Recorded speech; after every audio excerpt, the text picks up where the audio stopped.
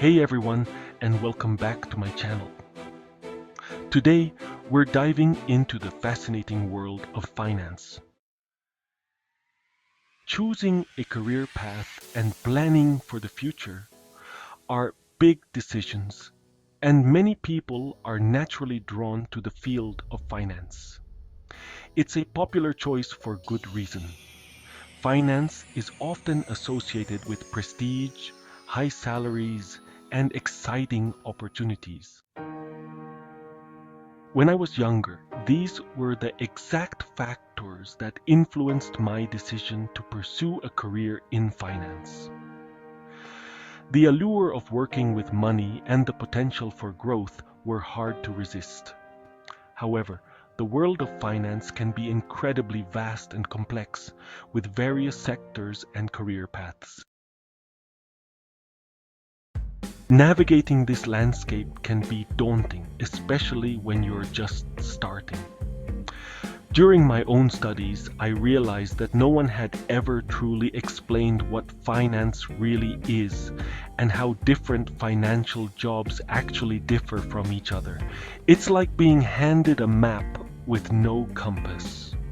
You might see the destinations, but have no idea how to get there. That's why I'm here today to share my insights as a finance professional and break down the fundamentals of finance in a way that's easy to understand. We'll embark on a journey from finance 1.0 to 5.0, uncovering the essence of this dynamic field and shedding light on its various aspects. Our exploration will begin with the most basic principles of finance and gradually delve into more complex concepts. Think of it as building a house. We need a strong foundation before we can add the walls, roof, and all the intricate details. Through clear explanations and relatable examples, we'll demystify the world of finance and empower you to make informed decisions about your career and personal finances.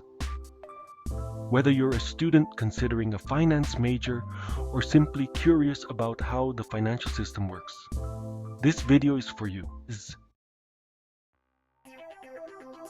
We'll cover everything from the role of banks and investment institutions to the exciting world of venture capital and stock markets.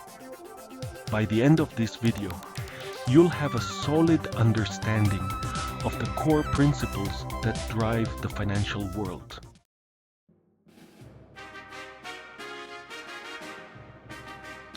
All right, let's kick things off with Finance 1.0.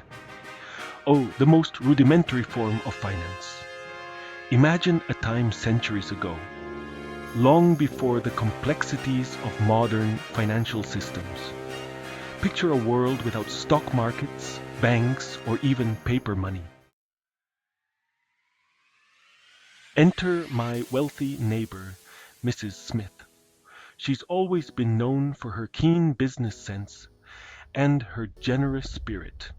She's known for keeping a tidy sum of money tucked away in her safe, a testament to her financial acumen. I approach her with a proposition, a loan to help me launch my bakery, a dream I've nurtured for years. I promise to repay her in full, plus a little extra as a token of my gratitude for her support, ensuring her investment is worthwhile. Mrs. Smith sees the potential in my idea. She's always had an eye for promising ventures. She knows my cakes are in high demand, and the extra income from the loan is a tempting incentive, making it a win-win situation. We agree on the terms, shake hands, and just like that, a financial transaction is born, marking the beginning of a fruitful partnership. This simple scenario, as basic as it may seem, encapsulates the very essence of finance. At its core, Finance is about facilitating the flow of money from those who have it to those who need it for productive purposes. Now, let's fast forward a bit from our quaint world of neighborly loans and small community banks to Finance 2.0. As economies grow and businesses become more sophisticated, the financial landscape transforms dramatically. Relying solely on individual lenders like Mrs. Smith becomes impractical. Imagine trying to secure funding for a large factory or a chain of stores. You'd need to find dozens, if not hundreds, of Mrs. Smiths willing to pool their resources. This is simply not feasible in a modern economy. This is where financial intermediaries step in, playing a crucial role in the economy.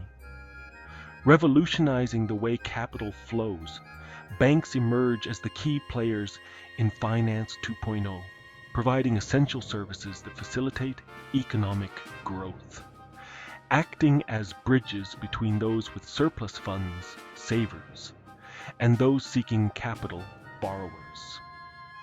Instead of stashing money under mattresses or in personal safes, people deposit their savings in banks, ensuring their money is safe and can be used to generate further economic activity. One of the most significant contributions of banks is their ability to aggregate capital. By pooling together the savings of countless individuals and businesses, banks can finance much larger and more ambitious projects than would be possible through individual lending alone. Think about it. Building a highway, launching a satellite, or developing a new drug requires massive amounts of capital. No single individual or even a small group of investors could realistically fund such endeavors. Banks, through their ability to aggregate capital, make these large-scale projects possible, driving innovation and economic growth.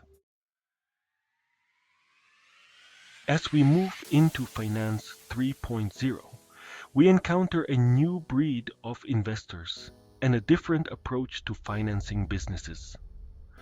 While banks excel at providing loans with relatively predictable returns, there's a whole other world of investment opportunities that involve higher risk, but also the potential for much higher rewards. Imagine my bakery is doing exceptionally well. We've expanded to multiple locations, and I have ambitious plans to launch a new line of gourmet pastries. Think handcrafted artisanal creations using exotic ingredients. This venture is riskier than my initial bakery startup. This is where venture capitalists, or VCs, enter the scene. VCs are specialized investors who seek out high-growth, potentially game-changing companies in their early stages. They are willing to take on significant risks, knowing that only a fraction of their investments will turn into massive successes. Think of companies like Google, Amazon, or Facebook. All of them received early-stage funding from venture capitalists who believed in their vision and potential. VCs don't just provide capital.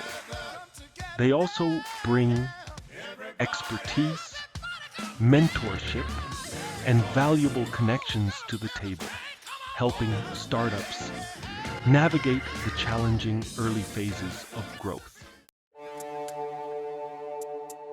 As we transition into Finance 4.0, a new era of financial innovation and connectivity, the scale and complexity of businesses seeking funding have increased exponentially, as well as the number of potential investors have grown significantly, creating a dynamic and competitive landscape. Imagine my bakery has now blossomed into a thriving national chain, with loyal customers across the country. And I have even grander ambitions, perhaps expanding internationally to new markets or launching a new line of ready-to-bake pastry kits, catering to the growing demand for convenience. These endeavors require substantial capital far beyond what traditional funding sources can offer, far exceeding what a single venture capitalist or even a small group of investors could provide. The need for diverse funding sources is more critical than ever. At the same time, there are countless investors out there, high net worth individuals, pension funds, insurance companies with capital to deploy but lacking the time, expertise, or network to identify promising investment opportunities.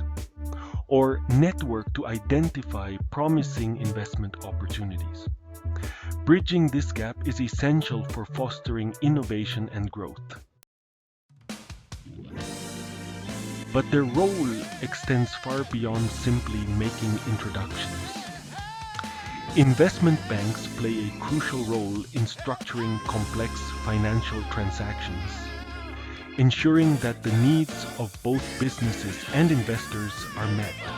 They help companies determine the optimal way to raise capital, whether through issuing stocks, bonds, or a combination of both. They also assist in valuing businesses, negotiating terms, and navigating the regulatory landscape, ensuring a smooth and successful transaction. And now, we arrive at Finance 5.0, where the world of investing opens up to the masses. Remember how we talked about venture capitalists and their role in funding high-growth startups? Well, in Finance 5.0, everyday investors like you and me get a piece of the action. Imagine my bakery chain has become a household name, synonymous with delicious pastries and innovative treats. We've consistently grown our revenue and profits, and now we're ready for the next big step, going public. This public market for stocks, often referred to as the secondary market, adds another layer of complexity to the financial system. The prices of stocks fluctuate constantly, based on a myriad of factors: company performance, industry trends, economic conditions, and even investor sentiment. It's a dynamic and often unpredictable environment where fortunes can be made or lost based on the ebb and flow of the market. But amidst this complexity lies a world of opportunity for investors of all sizes. You don't need to be a Wall Street tycoon to participate in the stock market. So, there you have it. A whirlwind tour of finance, from its humble beginnings to its current state of global interconnectedness. We've journeyed from simple loans between neighbors to the complexities of stock markets and investment banks, uncovering the core principles that drive this dynamic field. It's important to remember that the financial system is not a collection of isolated parts, but rather a complex web of interconnected players. Think of it as a grand symphony orchestra, with each instrument playing its part to create a harmonious whole. But finance is not just about big banks and Wall Street tycoons. Each of us plays a role in this intricate ecosystem, whether we realize it or not. When you deposit money in a bank, you're contributing to the pool of funds that banks use to make loans and investments. When you buy a product from a company that's publicly traded, you're indirectly supporting the stock market.